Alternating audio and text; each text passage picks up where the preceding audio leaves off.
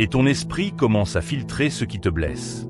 Les mots sont des commandes silencieuses, envoyées à ton subconscient. Et il obéit.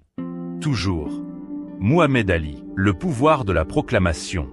Bien avant d'être champion, Ali disait déjà « Je suis le plus grand. Je suis rapide. Je suis fort. Je suis né pour ce moment. » On se moquait de lui.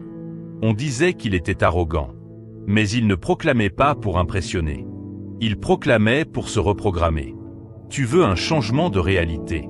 Commence par un changement de formulation. Arrête de dire « Je suis débordé. Je suis malchanceux. J'ai peur. » Et commence à dire « Je suis en transition. Je suis en construction.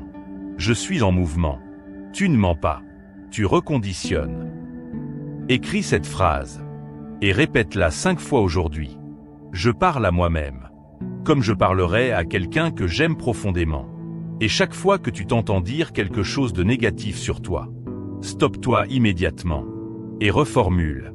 Remplace la destruction par une direction. Si tu veux que ta vie parle haut, commence par parler haut dans ta propre tête.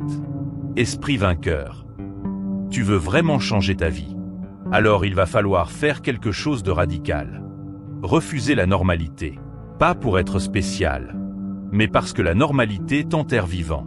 La société te pousse à t'adapter, à faire comme tout le monde, à ne pas faire de bruit, à rester raisonnable. Mais la vérité, c'est que tu n'es pas fait pour la moyenne.